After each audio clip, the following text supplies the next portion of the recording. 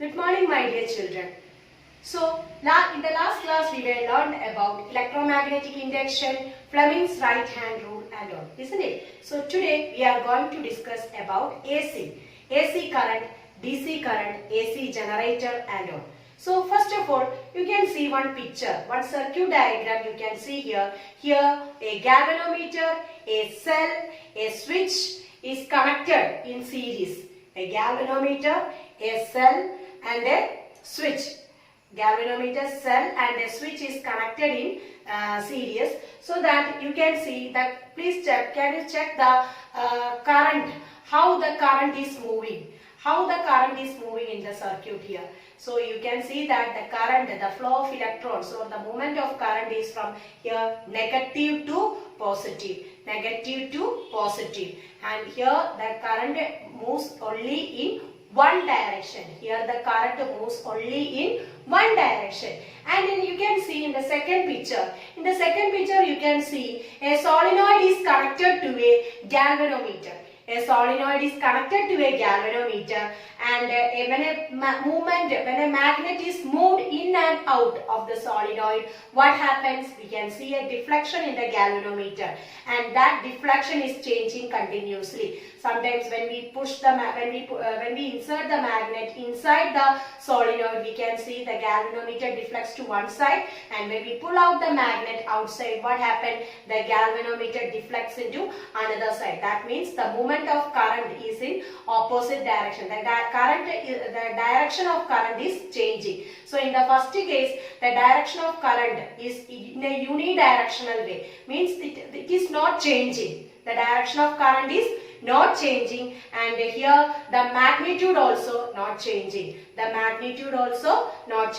in the second case, the direction changes in continuously. That means the current direction is changed continuously. So we called it as, in the second case we called it as AC current or alternating current, because its direction, the current direction is changing and its magnitude also changing. So we called it as AC current or alternating current. And in the first case, the direction of current is in a unidirectional way. That means it is in only in one direction. So we called it as direct current or DC current. Okay. Now we are moving to the generator. All of you know that the generator, it is a device that converts mechanical energy into electrical energy. It is a device which converts mechanical energy into electrical energy. So here we are going to study about AC generator. AC generator is a device which converts mechanical energy into electrical energy by making use of the principle electromagnetic induction. Here which principle is using here? Electromagnetic induction. Here you can see the structure of AC generator. N and S, that means north pole and south pole, that is field magnet. What is the function of field magnet? Field magnet which create magnetic flux in the generator. And A, B, C, D represent armature. The function of armature, or what do you mean by armature? What is the function? It is an insulated conducting wire. Wound over a soft iron core, and it will rotate about the axis. This axis is rotating. In the presence of magnetic field, this armature coil rotating. And this here you can see R1 and R2, that we called it as slip rings. R1 and R2 we called it as slip ring, and here B1 and B2, that is brushes. So the current will flows through B1 or B2, and this is the external circuit. The current will flows from B1 to B2 or B2 to B1. That is the external circuit. Here it is the external circuit. So we are going to start the discuss about the working of the AC generator. So first of all, here this is armature. Now the armature, this is a small model of armature. Here you can see I marked A, B, C, D. See A, B, C, D. So firstly, the armature begins to rotate in a clockwise direction. So now it is like this. It begins to rotate now. See, now it is beginning to rotate in a clockwise direction. Here, when it rotates in a clockwise direction, you can see the portion AB comes upward. When it begins to rotate in a clockwise direction, the portion AB comes upward and the portion CD comes downward. So here we can apply Fleming's right hand rule. So here our thumb represents the direction of the conductor. This is the conductor. So thumb represents the direction of the conductor and the index finger represents the direction of the magnetic field and the middle finger represents the direction of induced current. So the middle finger is like this. If we are to stretch out these three fingers in a mutually perpendicular way. So here middle finger facing to this side, that means the current is moving from A to B. The current is moving from, the induced current is moving from A to B, then it reaches B to C, then it reaches, from C it reaches to D. See, like this, A to B, from B to C, then C to D. After that, the current reaches the slip ring R2, then it reaches the brush B2, and through this external circuit, the current will flow and reaches in the B1.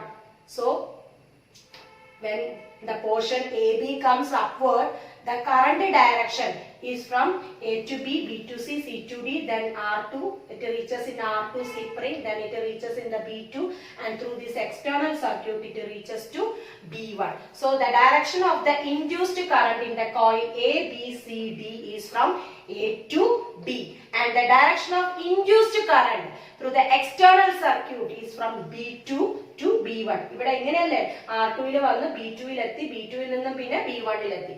So firstly the direction of the current is from B2 to B1 in the external circuit. Now again, it is changing. Now the plane of the armature coil is perpendicular to the magnetic field. Magnetic field is perpendicular ആയിട്ട് വന്നു. Here you can see the side AB is in the south pole and the side CD comes in the north pole. Okay, then again it is rotating and it reaches like this. So here the portion CD comes upward. ഇങ്ങനെ ഇരുന്ന portion ഇതിങ്ങനെ കറങ്ങി വന്നപ്പോൾ എന്താ വന്നത്? CD comes upward and the portion AB comes downward. Here also we can apply the Fleming's right hand rule. Our thumb indicates the direction of the conductor, index finger indicates the direction of the magnetic field, and the middle finger indicates the direction of the induced current. Here the middle finger is facing towards here, so the current is moving to this way, isn't it? That is from D to C. So here D to C, then it reaches to B. From C it reaches to B, then from B it reaches to A, then it reaches to the slip ring R1. See, it is connected to the slip ring R1, then it reaches B1, and through this B1 the current flows through the external circuit and reaches to B2. So here in this case the current through the external circuit, the induced current is moving from B1 to B2. So in the first half rotation, here you can see in an AC generator the induced EMF generated in the first half rotation. ആദ്യം നമ്മൾ ഇങ്ങനെ perpendicular ആയിട്ട് പിടിച്ചപ്പോൾ അല്ലേ AB എന്ന് പറഞ്ഞ portion ഇവിടെ മുകളിൽ വന്നപ്പോൾ, അതായത് ഫസ്റ്റ് ഹാഫ് റൊട്ടേഷനിൽ നമ്മൾ കണ്ടു the current is moving from B2 to B1. Through the external circuit the current is moving from B2 to B1, and in the next half rotation the current is flowing from B1 to B2. So in an AC generator the induced EMF generated in the first half rotation is in one direction, and in the next half rotation the current is in the opposite direction or in the another direction. Now we can see you can see here graph various stages of armature coil, the various stages of the direction of armature coil while completing one rotation in the magnetic field. Magnetic field ഒരു rotation പൂർത്തിയാക്കാനായിട്ട് armature coil എടുക്കുന്നതിന്റെ പല stages ആണ് നിങ്ങൾക്ക് ഇവിടെ കാണാൻ പറ്റുന്നത്.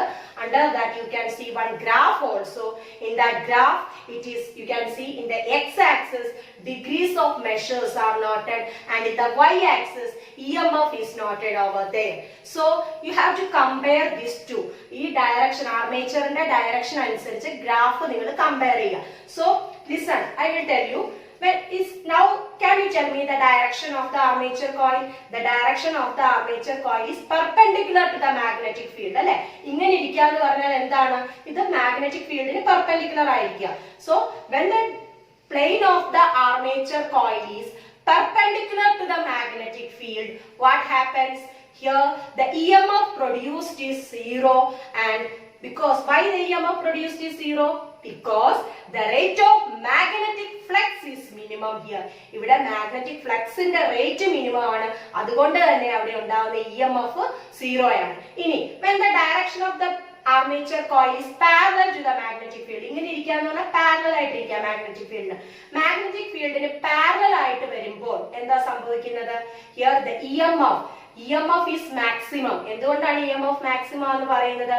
Because the rate of magnetic flux is minimum. That is why EMF is maximum over there.